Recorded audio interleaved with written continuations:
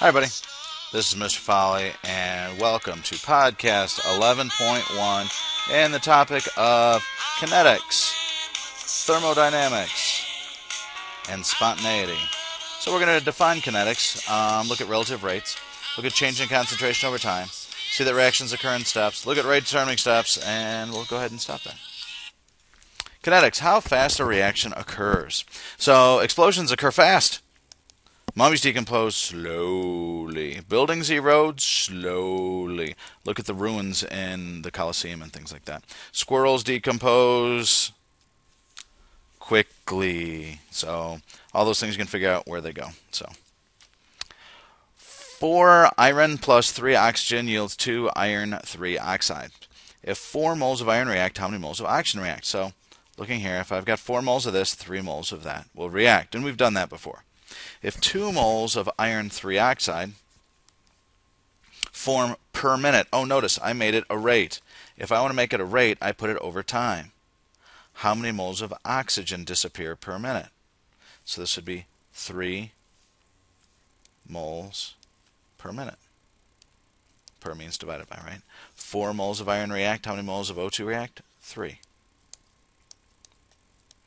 If oxygen disappears at a rate of 5 moles per minute, what is the rate of change for iron 3 oxide? So now we can do this a little more traditionally. 5 moles of O2 per minute times, now I've got moles of oxygen, and I want to go into rate of change for iron. So iron would be moles of iron, and this would be a 4 to 3 ratio.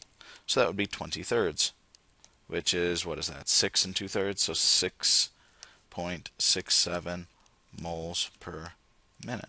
Notice how moles of Fe per minute. If I did the same thing with Fe2O3, it's almost exactly the same. So it would be 5 moles of O2 per minute times 2 moles Fe2O3 and 3 moles of O2. And that's it. So that would be 10 thirds, which would be 3.33 moles Fe2O3 per minute. Okay, so simple comparison for those things. How do coefficients, so looking at this is a graph of these things. How do coefficients affect this curve? So the coefficients, this by the way would have a coefficient of something like 1. This would have a coefficient of something like 2. This would have a coefficient of something like 2. How do coefficients affect the curve? You can tell that by the slopes. Slopes are proportional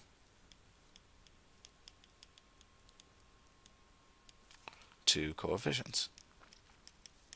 Reactants start where? Well, if you're a reactant, you've got to have some of it. So the reactants start at the top. Products start where? On the bottom.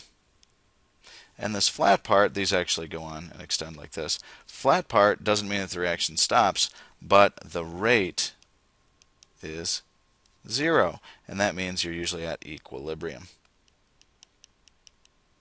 Okay. So rate is measured in change of concentration per unit time, normally molarity per minute. Rate of anything is just something over time. How fast do you run? You measure that in miles per hour. Okay. Reactions occur in steps. One step is called an elementary step. So if I'm trying to make A and turn into F, that's an elementary step if it's all done in one step. Boom, and that's it. Oop, we've got a little stoppy-do thing here, so we're going to say toodles and see part 2 in a minute.